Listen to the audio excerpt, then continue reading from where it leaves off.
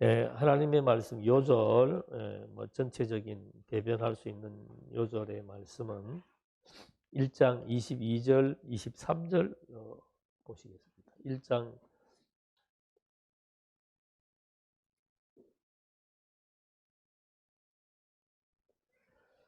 또 만물을 그 발 아래 복종하게 하시고 그를 만물 위에 교회의 머리로 삼으셨느니라.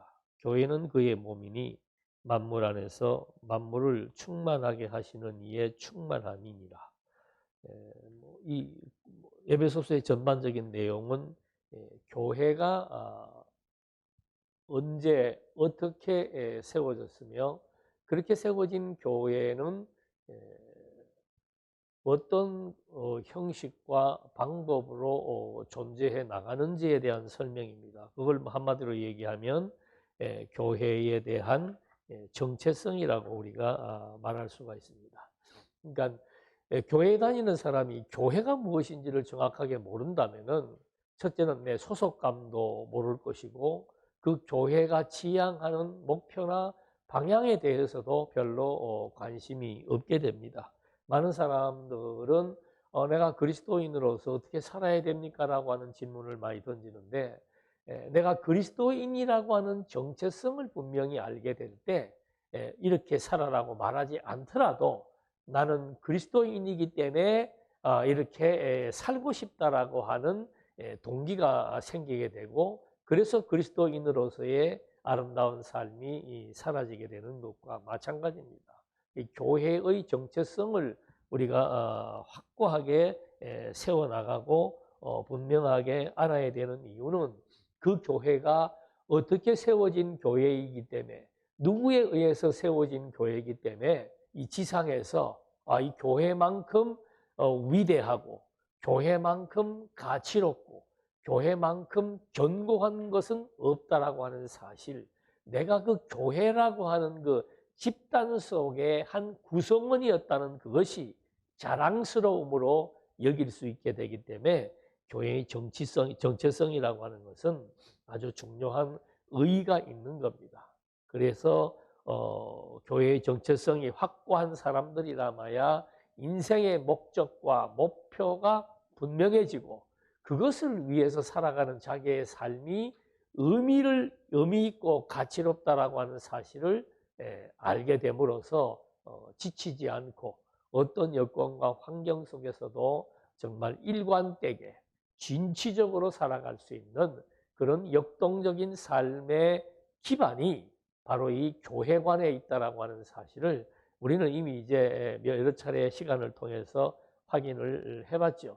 제가 신앙을 처음 접하고 성경을 대하면서 늘 궁금했던 것 중에 하나가 뭔가 하면은 왜 바울은 저렇게 살까?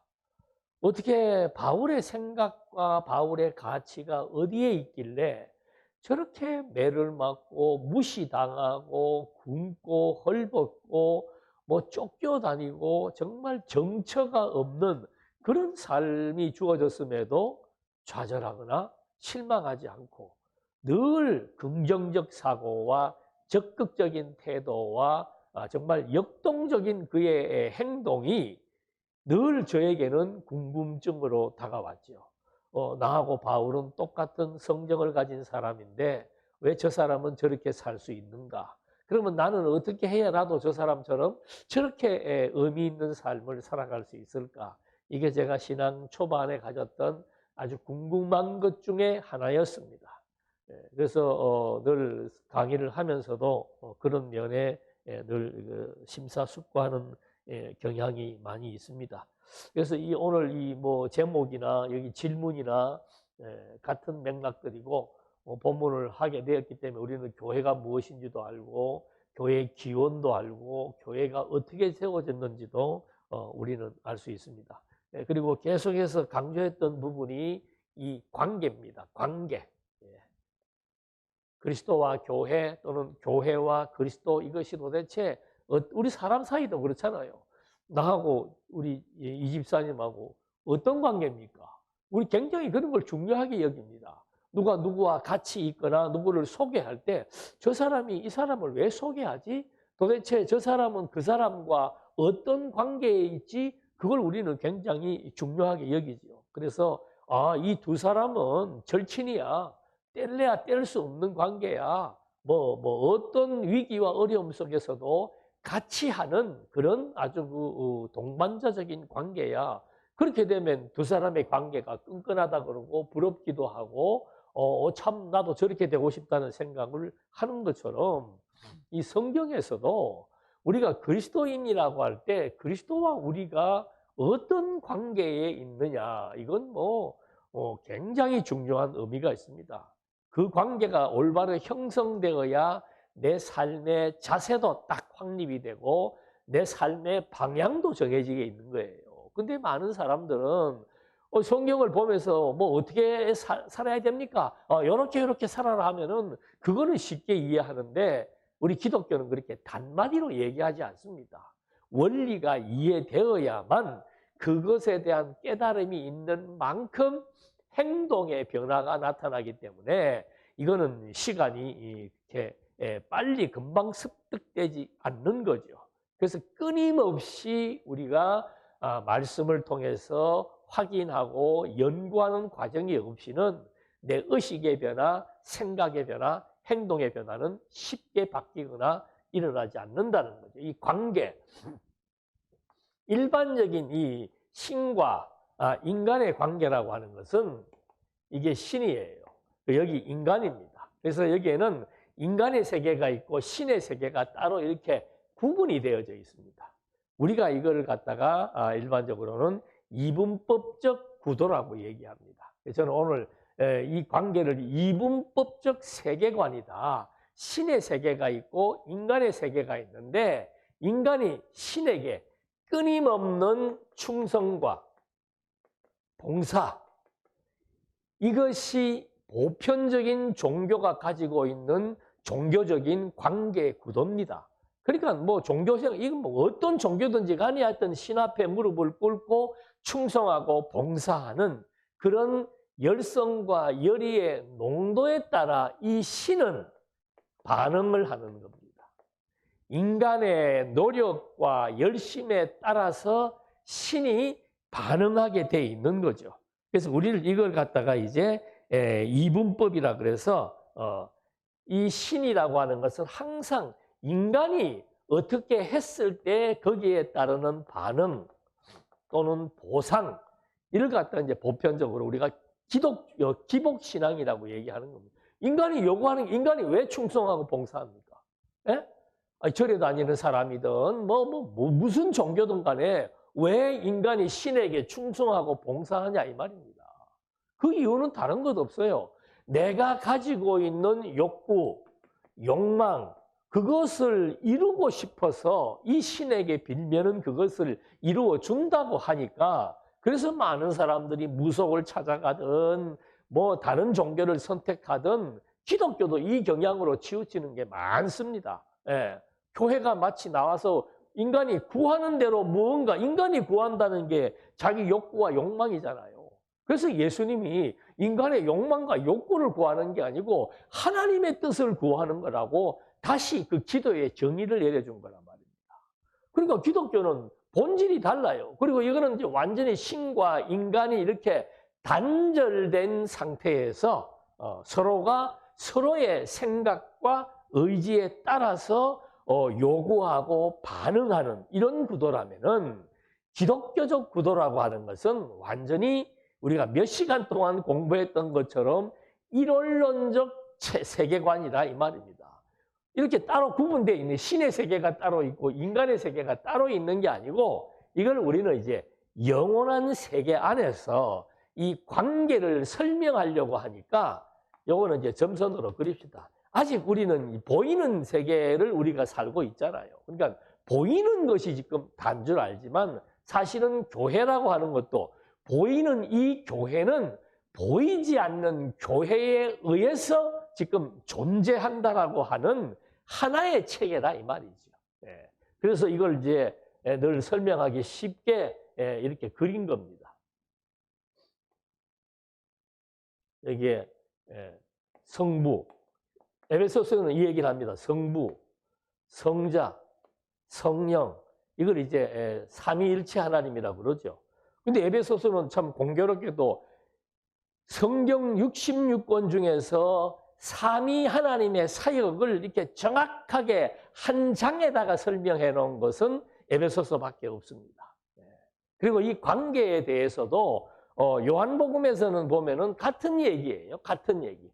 요한복음에 여기 제자들이 있고 또는 뭐 성도가 있다면은 그 다음에 그리스도가 나오고 하나님이 나와요. 예수님이 부활하고 난 다음에 제자들에게 하는 말이 뭔가? 내가 하나님 안에 있는 것과 같이 너희는 내 안에 있다. 그러니까 걱정하지 마라. 왜? 우리는 일체적인 관계다. 하나의 관계다. 내 것, 네 것이 아니고 내 생명, 네 생명이 아니고 우리는 하나의 관계다. 그래서 이 존재, 하나라고 하는 이 일체적 관계를 통해서 존재에 대한 얘기를 요한복음에서 아주 그냥 이렇게 심오하게 다뤄주고 있었습니다. 그 다음에 또 신약에 어디에 있는가 하면은 고린도서에 보면은 고린도서는 이렇게 시작해요.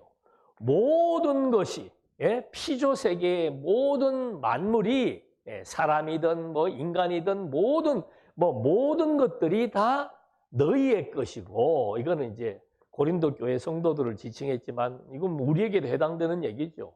피조 세계의 모든 것이 다 우리의 것이다. 왜 그런가? 너희는 그리스도의 것이고 그리스도는 하나님의 것이기 때문이다.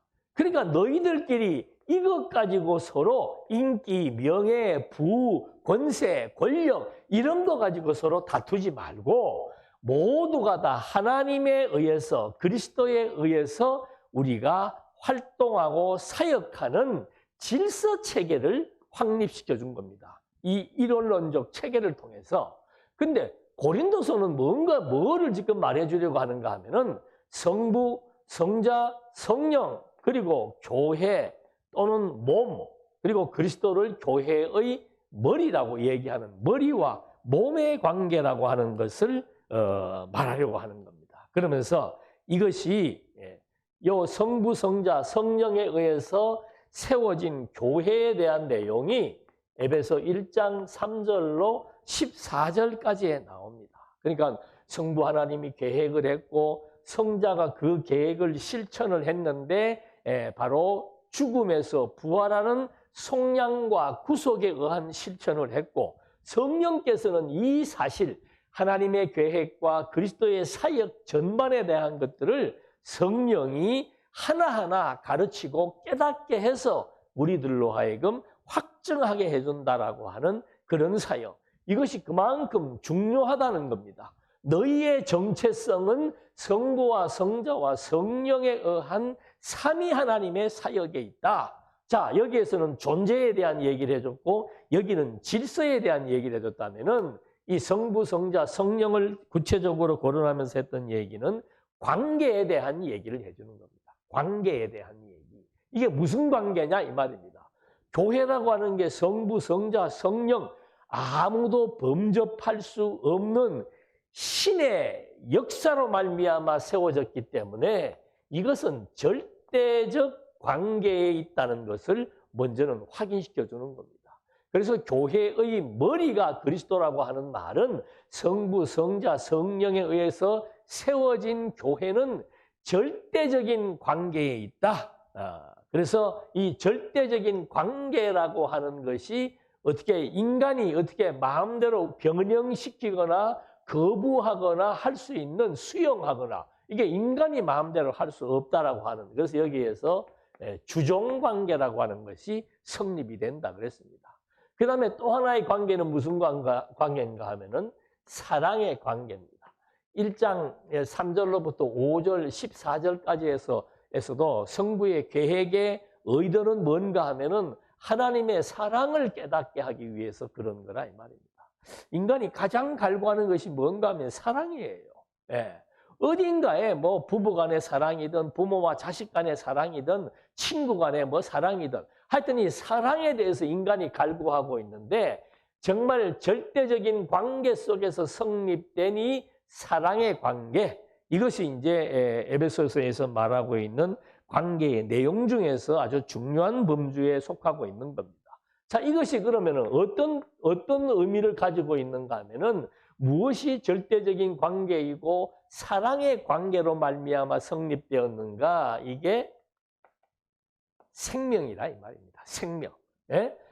교회는 그리스도의 씨로 말미암아 거듭나고 중생한 새 사람들이 모이게 된 것인데 이걸 예수님이 교회라고 명칭을 준 거라 이 말입니다. 그러니까 교회라고 하는 것은 뭔가 하면은 생명, 새로운 그리스도 생명의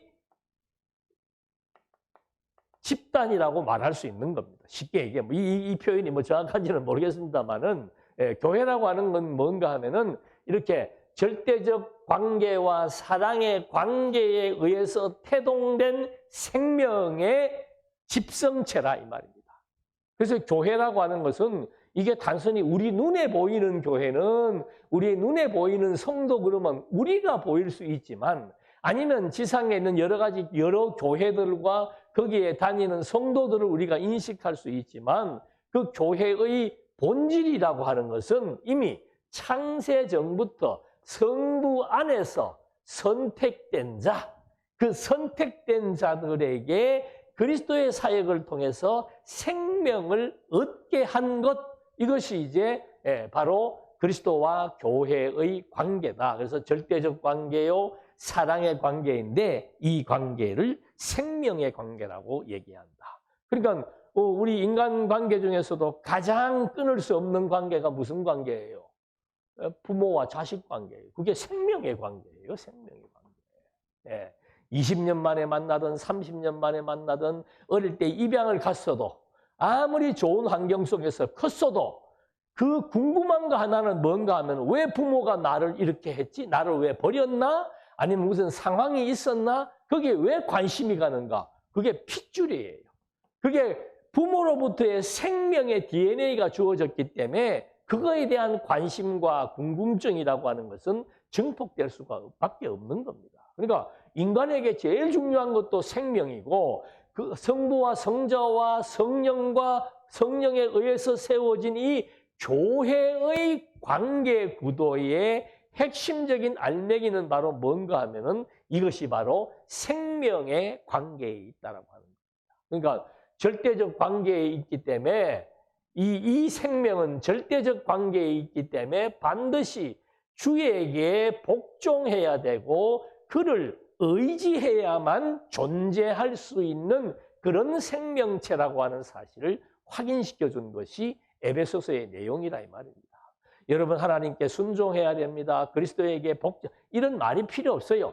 이런 구도, 이런 관계 구도가 교회가 어떻게 세워졌는지를 정확하게 인식하고 그 세워진 교회의 핵심은 바로 생명에 있다라고 하는 사실을 알게 되면은 이 생명은 바로 이 생명을 잉태시켰던, 태동시켰던 그 주체와의 절대적인 관계 속에서 의지하지 않으면은 안 될 수밖에 없는, 복종하지 않으면은 안 될 수밖에 없는 의지라고 하는 것은 그분으로부터 우리가 그리스도의 소생이기 때문에 생명의 관계이기 때문에 이 생명의 기운이 공급되지 않으면 존재할 수가 밖에 없어요. 존재할 수가 없어요. 그래서 자연스럽게 그 생명의 근원이기 때문에 또는 권세의 근원이기 때문에 의지하지만 복종이라고 하는 것, 단순한 힘에 의해서 복종한다라고 하는 것은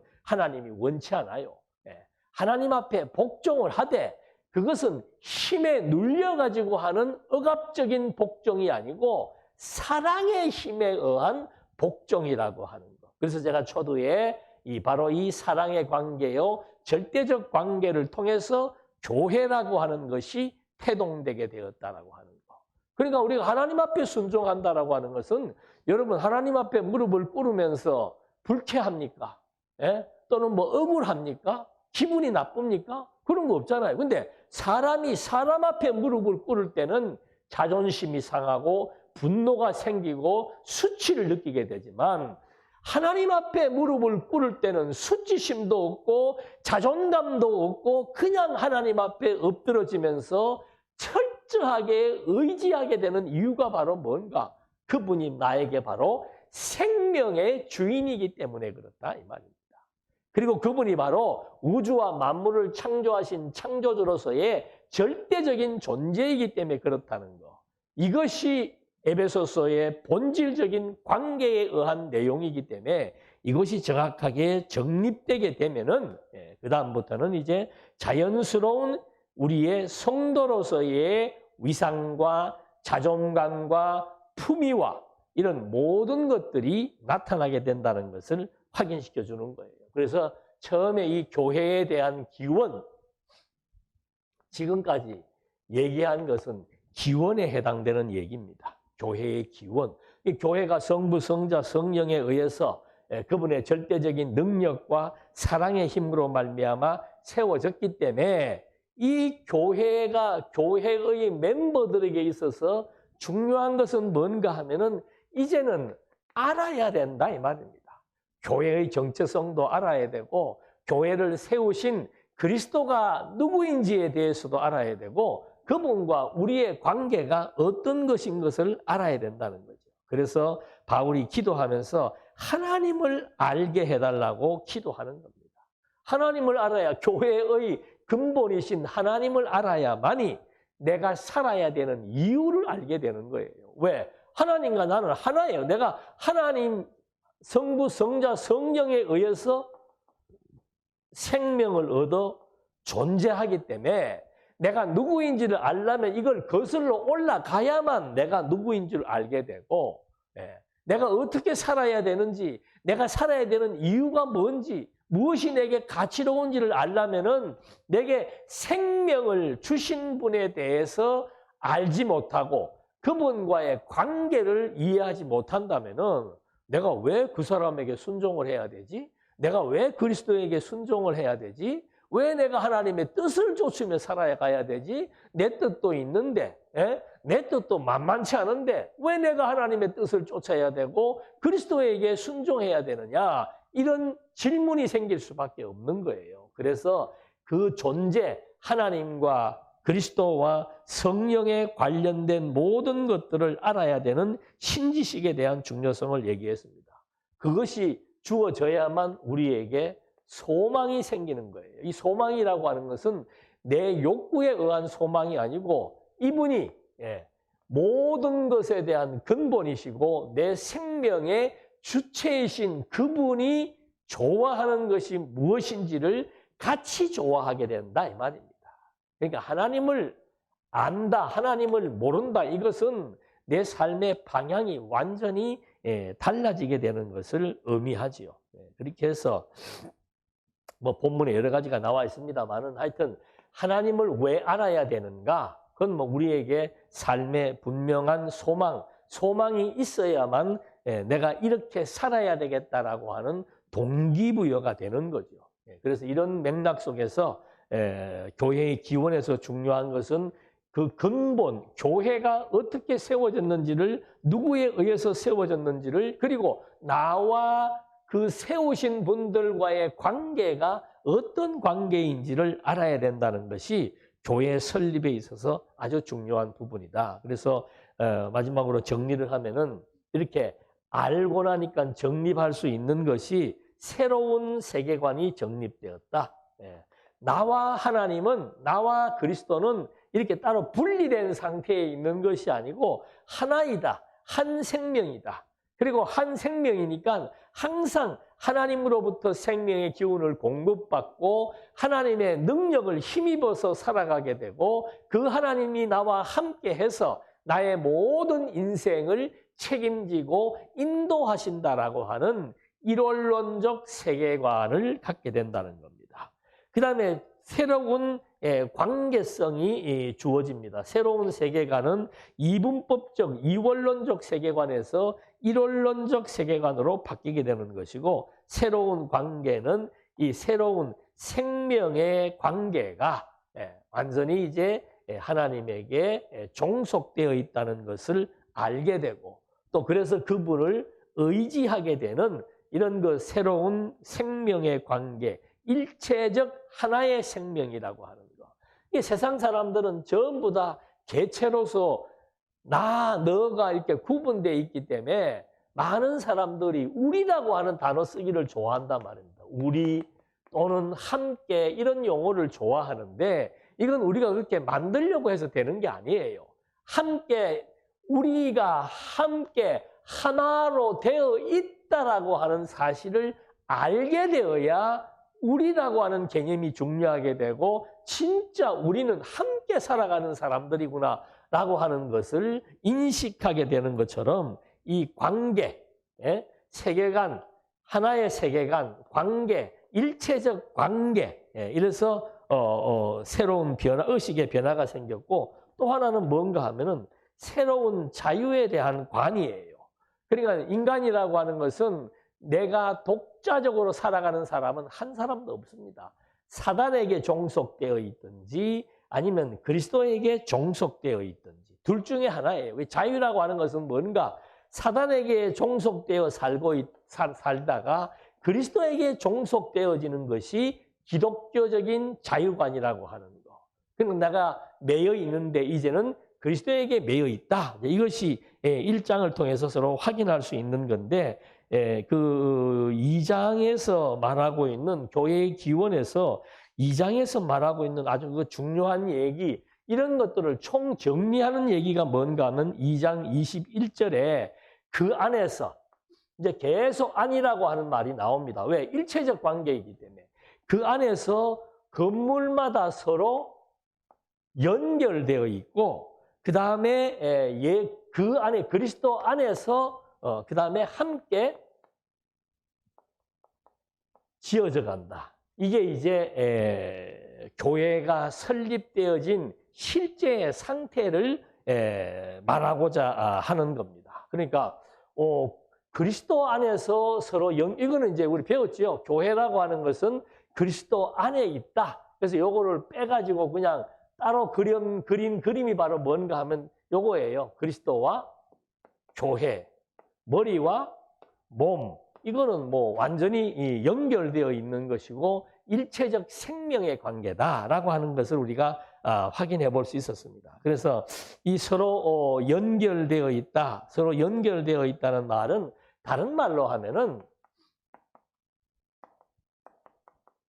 동반이라는 거예요. 동반적 의미를 가지고 있다. 동반. 같을 동따지요. 한 가지로 짝을 이루고 있다. 여러분, 이 짝이라고 하는 말이 창세기에서는 그 짝을 어떻게 표현했습니까? 아담 뼈를 가지고 여자를 만들어서 내 뼈 중에 뼈요, 살 중에 살이라고 해서 자기의 짝을 갖다가 완전히 생명의 일체적 관계라고 창세기에서는 말하고 있었죠. 이걸 이제 그리스도에게 와서 신약에 와서 사도 바울은 인간이 하나의 생명이라는 것을 창세기에서 말했는데 그 하나의 생명이라는 것이 그리스도에 의한 생명을 받아서 그리스도와 하나가 되어 있는 관계를 의미한다. 이걸 이제 우리는 뭐 동반적 관계다. 아니면 이제 뭐 한글 말 그대로 서로 연결되어 있는 짝을 이루어 함께 가는 게 동반이라고 그랬습니다. 그래서 여기 21절에 말한 대로 건물마다 서로 연결되어 있다. 그러니까 건물마다 서로 연결되어 있는 것이 하나의 생명으로 연결되어 있기 때문에 여기에서 이제 일반적으로 확인할 수 있는 것이 뭔가 하면은 우리가 이런 얘기 많이 하죠. 평등. 평등과 존중. 인간은 뭐 만인이 다 평등하다. 그래서 법치주의 국가에서는 벽 앞에 평등하다고 얘기를 하는데 이렇게 서로 연결되어 있는 것이기 때문에 서로 평등하고 서로 존중받을 존재다. 그래서 예수님은 갈라디아서에서 이 평등에 대해서 뭐라고 얘기를 했는가 하면은 이 시대만 해도 평등의 사회가 아니에요. 완전히 주종관계의 사회입니다. 주인이 있고 노예가 있고 남편이 머리고 아내는 그의 거의 복종해야 되는 관계고 부모와 자식의 관계는 절대적인 상하 관계였단 말입니다. 그런데 예수님이 오셔서 하시는 말은 뭔가 하면 왜 평등의 관계에 서로 존중해야 되는 걸 얘기했는가? 이 관계가 어떤 관계였기 때문에? 같은 생명의 관계였기 때문에. 예. 그러니까 남자가 여자를 자기의 그 뼈로 만들어진 여자를 바라보고서는 막 내 뼈 중에 뼈요, 살 중에 살이라고 하는 말은 내 몸과 같다는 거예요. 예? 여자와 남자가 요즘 말로 하면 평등한 관계라고 하는 것을 의미하는 거죠. 그래서 예수님도 이제는 그리스도의 생명으로 서로 연결되어 짝을 이루고 있다라고 하는 의미는 바로 뭔가 하면은 신분이나 인종이나 혈통이나 뭐 직업이나 이런 거에 대해서 상하의 관계가 아니고 모든 것이 다 생명이 같기 때문에 모든 그들이 가지고 있는 신분이나 일이나 성별이나 모든 것이 다 평등하다. 하나의 생명이기 때문에 그 생명이 가지고 있는 존엄은 바로 평등을 의미한다. 그렇기 때문에 같이 존중받아야 된다. 여기에서는 이제 서로 차별이 없고 배타적인 게 있을 수 없는 거죠. 그러니까 교회에서는 누구는 교회를 받고 안 받고, 뭐 교회는 다 죄인들이 오는 곳이잖아요. 근데 만약에 뭐 사기꾼이 교회에 왔다. 그 사람이 회개하고 왔으면 상관이 없는 거죠. 그런 것처럼 교회가 왜 포용해야 되는가? 그 원인을 밝혀주고 있는 겁니다. 왜 교회는 차별이 없는가? 왜 그리스도 안에서는 차별과 배타적인 것이 없고 평등과 포용과 존중만이 존재하는가? 모두가 다 누구의 생명이기 때문에? 그리스도의 생명이기 때문에. 그리스도는 생명의 근원이에요. 그리스도는 절대자입니다. 모든 피조물을 창조하신 창조주이기 때문에 만물이 그에게 영광과 찬송과 존귀를 드리게 돼 있단 말입니다. 그분의 생명을 받은 서로 연결된 동반자의 생명이기 때문에 같은 생명이기 때문에 여기에 평등과 존중이라고 하는 것이 자리하게 된다는 거죠. 그래서 그리스도 안에서 연결된 이걸 갖다가 우리는 지체라고 얘기하는 겁니다. 그러니까 2장에 교회의 그 기원을 밝히는데 마지막 부분에서 중요한 부분을 얘기한다고 그랬습니다. 서로 그리스도 안에서 서로 연결되어 있다. 그리스도 안에서 그 다음에는 연결되어 있을 생명으로 연결되어 있을 뿐만이 아니고 이제 함께 성장한다, 함께 자란다. 근데 여기에는 이제 우리가 가끔 이제 요즘 교회에서도 공동이란 말을 쓰잖아요. 공동체, 공동체라고 하는 말을 쓰는데 이것도 뭔가 하면 이거는 조금 달라요. 동반이라고 하는 거 서로 연결되어 있다는 것은 생명을 의미한다면은 공동이라고 하는 것은 뭔가 하면은 사역을 의미하는 겁니다. 같은 자격으로 함께 일한다. 여기 이제 예수님이 이걸 바울은 뭐라고 얘기하는가 하면은 함께 지어져 간다 그랬죠. 함께 건물을 지어 간다는 겁니다. 그래서 이 공동이라고 하는 말은 같은 자격, 같은 생명을 부여받은 하나님의 권속으로서의 같은 자격으로서 함께 일한다는 거죠. 그래서 여기에서 함께 지어져 간다는 것을 의미하는 겁니다. 그러면 그리스도 안에서 함께 지어져 간다는 것은 뭔가 하면은 목표가 같은 거예요. 그리스도가 추구하는 이상과 목표, 교회가 추구하는 이상과 목표, 성도가 추구하는 이상과 목표, 이게 서로 연결된 사람들이 같은 목표를 갖고 같은 방향으로 나아간다는 것을 우리는 함께 지어져 간다라고 얘기하고 그걸 공동체라고 얘기를 하는 겁니다. 그래서 동일한 목표 달성을 위해서 함께 일하는 겁니다. 여기에 이제 우리가 보통 은사를 발휘한다고 얘기하는 거죠. 은사를 발휘한다고 하는 것은 각자에게 주어진 재능과 자원과 정보와 경제력과 이 모든 것들을 공유한다 이 말입니다. 같은 목표를 위해서 자기에게 주어진 역할, 각자의 역할과 책임을 다한다는 것.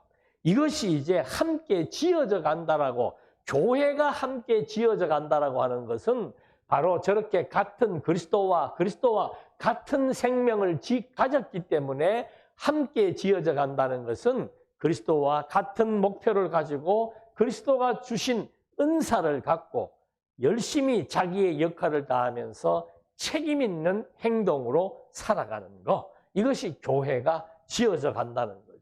그러니까 이거는 굉장히 우리 신앙생활에 있어서의 중요한 의미를 부여하고 있는 겁니다. 우리가 왜 하나가 돼야 됩니까? 우리가 왜 이 일을 해야 됩니까? 라고 누가 묻는다면은 이미 우리는 본질적으로 생명이 그리스도의 생명이기 때문에 이 생명에 추구하는 가치도 그리스도가 추구하는 가치와 같은 것이고, 그걸 우리가 같이 이렇게 연결해서 함께 지어져 가려면은 제일 중요한 것이 바울의 기도에서 인식이라고 그랬잖아요. 네? 하나님을 알아야 되고 그리스도를 알아야 되고 성령을 통해서 이 모든 것들이 어떤 의미와 가치가 있는지를 알아야만이 함께 연결되는 것이고, 함께 지어져 간다라고 했을 때 삶의 의미와 가치와 더불어서 동기부여가 된다는 것을 확인해 볼 수 있는 거죠. 그래서 이 교회의 기원을 통해서 그냥 교회는 언제 어떻게 지어졌다로 끝나는 것이 아니고, 교회가 이렇게 지어졌기 때문에 이러한 생명을 같이 공유하는 사람들의 모임으로서 함께 역할과 책임을 다해서 지상에 있는 교회가 존속한다라고 하는 사실을 여기서 밝힌 겁니다. 그 다음에 두 번째는 교회의 목표입니다. 뭐 그동안 다 했던 거기 때문에 간단하게 얘기를 하겠습니다. 교회의 목표에 있어서 여기 지금 밝혀진 것이 뭔가 하면은 이방인들이 복음으로 말미암아 그리스도 예수 안에서 함께 상속자가 되고 함께 지체가 되고 함께 약속에 참여하는 자가 되었다. 이게 신분의 변화지요. 이것은 창세 전부터 하나님이 갖고 계신 심오한 계획이었다. 이것을 어떻게 실현하게 되었는가? 이게 이제 바로 변화의 동기입니다. 교회가 여기 이제 이방인을 예로 든 거죠. 교회는 벌써 여기에서 서로 연결이라고 하는 것에 의해서 이방인이든 유대인이든 상관없이, 여자든 남자든 상관없이 그리스도의 생명을 부여받은 하나의 생명체라고 하는 사실을 확인했다는 거죠. 그렇기 때문에 그렇게 하나의 생명체라고 하는 거, 이것을 이제 어떤 신분으로 말했는가? 상속자의 신분이다. 그리스도 예수 안에서 하나의 생명을 받았기 때문에 상속자가 되었고 지체가 되었고 최종적인 약속에 참여하는 자가 되었다. 그렇기 때문에 우리가 이런 일들을 실현하고 실행하기 위해서는 그 말입니다. 3장 16절에 속사람을 능력으로 강건하게 해주시고, 앞에 한 얘기와 같은 얘기, 하나님에 대한 인식이나 같은 얘기입니다. 속사람이 뭡니까?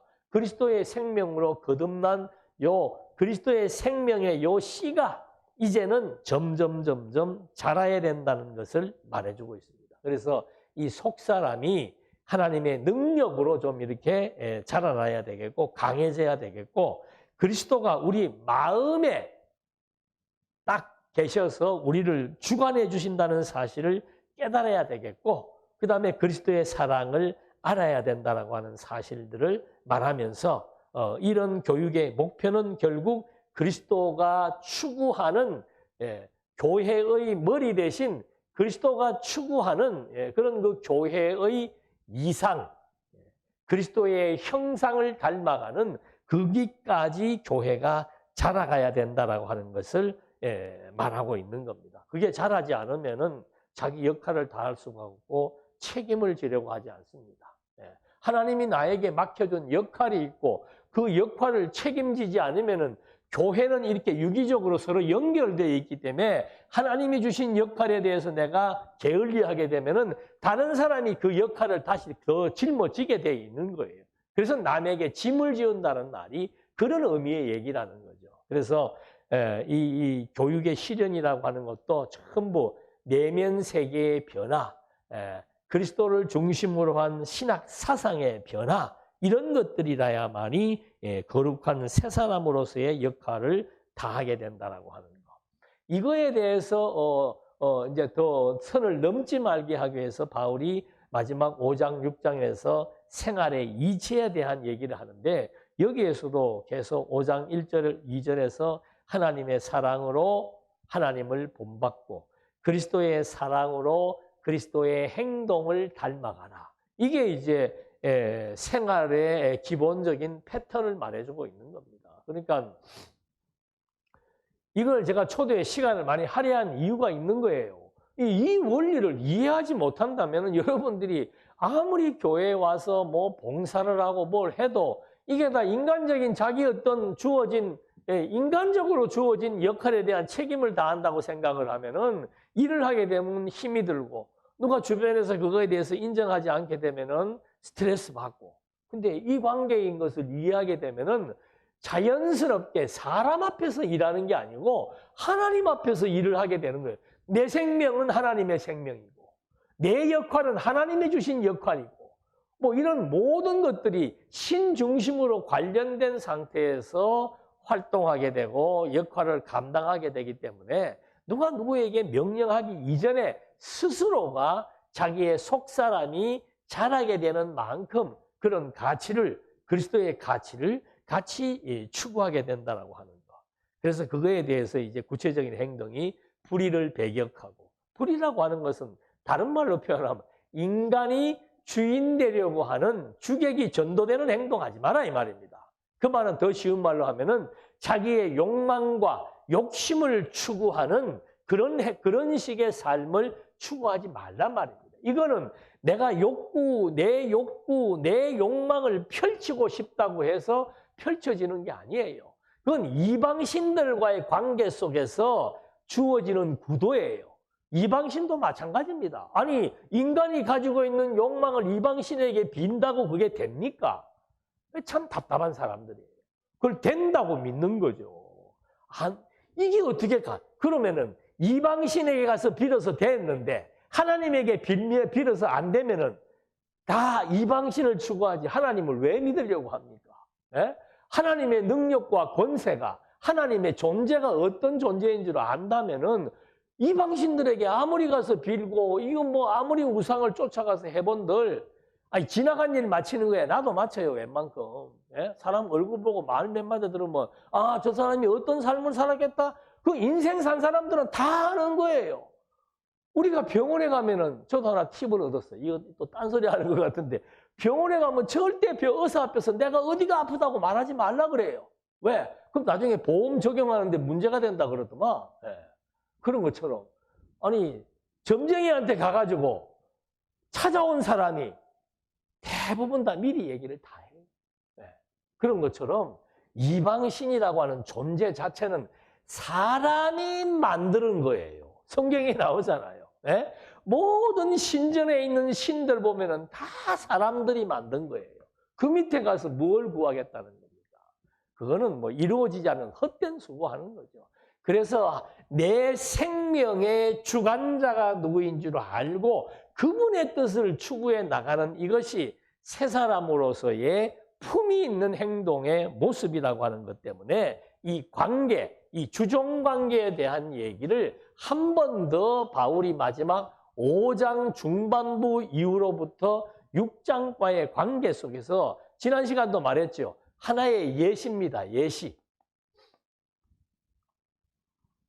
이 관계가, 그리스도와 교회의 관계가 주인과 노예의 관계라고 하는 것에 대한 하나의 예시예요. 그래서 그 시대에는 남편은 여자의 머리입니다. 그 시대에는. 그래서 여자들에게는 투표권도 없을 정도로 그냥 노예보다 조금 나은 신분이 아내예요. 이 아내가 남편에게 절대적으로 복종해야 되는 그런 시대가 맞지요. 예. 그 다음에 부모도 마찬가지예요. 율법에는 부모의 말을 거역하게 되면은 처형시키라고 말했습니다. 그러니까 부모와 자식의 관계도 이거는 절대적인 주종 관계입니다. 또 그 시대에는 주인이 있고 노예가 있었어요. 노예가 어떻게 자기 마음대로 일을 하고 노예가 도망가면 노예는 주인이 사살할 수 있는 권한이 있습니다. 그러니까 이거는 뭐 절대적인 관계예요. 이 시대적인 관계에 예를 들어서 그리스도와 교회의 관계가 절대적인 관계다. 이거는 뭐 별로 향해 준 것도 없으면서 절대적인 관계가 사회적으로 구성이 되어 있지만 그리스도와 교회는 어떤 관계이기 때문에 절대적으로 연결되어 있냐, 이거를 지금 바울이 밝혀주는 거죠. 그래서 1장에서 성부, 성자, 성령이 너희들에게 생명을 얻게 했다는 말을 밝히는 겁니다. 이 세상에서 가장 소중한 관계는 생명의 관계예요. 생명의 관계. 예? 모든 사람이 가장 중요하게 여기는 가치는 생명에 있다, 이 말입니다. 교회라고 하는 것은 뭔가 바로 그리스도의 죽음과 부활에 의해서 새로운 생명을 얻게 된 자들을 모이게 한 것이 바로 교회라고 하는 거예요. 그러니까 이 생명이라고 하는 다른 말로 하면은 피조물이에요. 예. 그 다음에 생명을 주신 그리스도는 창조주예요. 상식적으로 피조물은 창조주에게 종속되어 있는 게 너무도 당연하잖아요. 물건을 만든 사람이 그 물건의 용도를 정해놓고 그 물건의 기한을 정해놓고 그 물건의 가격을 책정해서 만드는 것과 똑같이 어떻게 물건이 자기를 만든 주인에게 이러고 저러고 대항할 수 있냐, 이 말입니다. 이거는 성립될 수 없는, 이거는 절대적 관계인데 이 관계가 왜 아름다운 관계인가? 당신의 희생을 통해서 주어진 생명의 관계이기 때문에 이 관계는 정말로 종속되면 종속될수록, 순복하면 순복할수록 마음이 편안하고 행복하고 기쁨이 넘치고 만족이 넘치는 관계이기 때문에 그리스도에게 순복하라 아내들이여, 남편에게 순복하는 것처럼 바로 그리스도에게 순복하고, 남편은 아내에게 물리적인 힘에 의한 과시를 하지 말고 아내를 사랑하는 것에 대해서 그리스도의 사랑을 배우라 하는 말의 의미로 부모, 남편, 주인, 이 사람들은 주체가 아닙니다.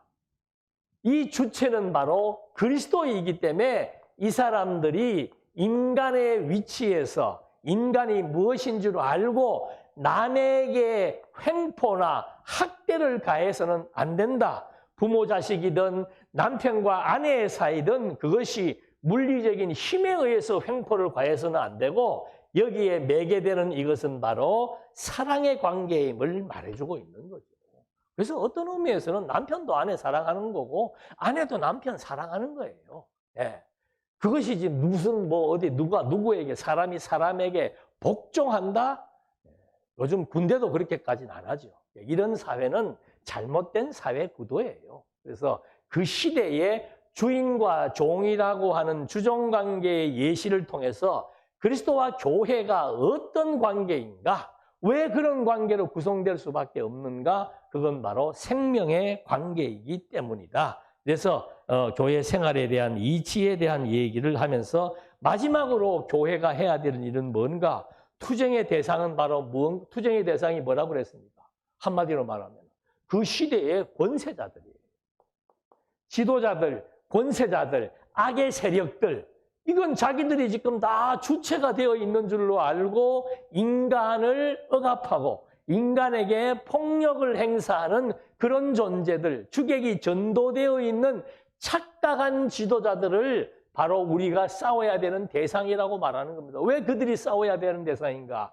인간은 주인이 될 수 없고 인간은 주체가 될 수 없기 때문에 그런 자들과의 투쟁을 통해서 너희들의 자리를 정확하게 인지하라고 말해주는 겁니다. 아담의 타락이 뭐예요? 아담의 타락이 자리 이탈하는 거 아닙니까? 어떻게 인간이 하나님의 자리에 앉아서 하나님처럼 되고 싶다고, 하나님만이 심판주인데 그 심판의 자리에 앉으려고 하는 그런 권세들과 싸워야 되고, 무장은 뭔가? 그들과 싸우려면 어떻게 무장해야 되는가? 하나님에 대한 능력으로, 하나님에 대한 사랑으로, 하나님에 대한 사상으로 무장하지 않으면 안 된다 이 말입니다. 그래서 의에 하나님의 뜻으로 다 둘러싸여 쌓여 있는 호심경, 제가 보니까 지난 시간에 호심경을 대제사장이 입고 있는 그걸로 착각을 해서 잘못 설명하는데, 이 호심경은 로마인들이 입고 있는 갑옷 투구를 의미하는 겁니다. 갑옷과 투구, 단단한 투구를 입으면 창에 찔려도 죽지 않지요. 그런 것처럼 영적 전쟁을 할 때 하나님의 말씀 진리의 검으로 무장하지 않으면은 이런 세력들과 싸울 수 없어요. 이 세력까지 갈 것도 없어요. 내 속에 지금 바로 뭐가 있습니까? 내 생각, 내 욕심, 내 마음대로 하고자 하는 주객이 전도되어 있는 그런 악의 생각들이 내 속에도 있기 때문에 진리의 말씀만이 이런 모든 잘못된 주체가 바뀌어버리는 이런 구도를 탈피해서 철저하게 그리스도에게 종속되어 있는, 그리스도에게 종속되어 있는 힘이 약한 자가 힘이 강한 자에게 보호를 받을 때 제일 평안함과 안정감을 누리는 것처럼 이 세상의 그 어떤 사랑보다 절대적인 사랑을 받을 때 자존감과 자신감이 아주 충천해지는 것처럼 그리스도와 교회의 관계라고 하는 것은 바로 생명의 관계이며 하나님의 사랑에 대한 표현이라고 하는 사실, 그 사랑으로 점털된 것이 바로 교회라고 하는 것을 우리는 에베소서의 총론을 통해서 다시 한 번 더 확인해 본 것입니다. 기도하시겠습니다. 바울은 에베소 교회의 성도들을 향한 마지막 인사말로서 그리스도를 변함없이 사랑하는 자들에게 하나님의 은혜가 넘칠 것을 간구했습니다. 그리스도를 변함없이 사랑한다라고 하는 것은 우리가 그리스도의 생명으로 거듭난 그리스도의 몸이며 교회라고 하는 사실을 깨닫고 그 은혜와 사랑에 감동한 것을 의미합니다. 하나님 아버지, 이 척박한 세상 가운데 살아가는, 예측할 수 없는 여러 가지 많은 재앙과 위기 속에 살아가는, 또 끊임없이 내 욕망을 분출하고 싶은 어리석은 생각에 사로잡혀 살아가는 모든 우리들에게 하나님의 크신 은혜와 사랑이 충만해서 정말로 하나님을 의지하는 것이 내 마음의 평안이 되는 것을 알게 하시고, 하나님의 생명을 힘입어 산다는 것이 하나님을 의지할 수 있는 동인이 될 수 있도록 역사해 주셔서 하나님의 백성은 하나님과 떨어질 수 없는 생명의 관계이며 유기적으로 종속된 관계인 것을 또 한 번 확인하고, 이 땅 위에 설령 나 혼자 살아가는 일이 있다 할지라도 하나님의 백성으로 하나님의 생명으로 존재한다는 사실 앞에 늘 평안을 잃지 않고 안식을 누리며 자유로운 삶을 살아갈 수 있도록 인도해 주시옵소서. 예수님의 이름으로 기도드립니다. 아멘.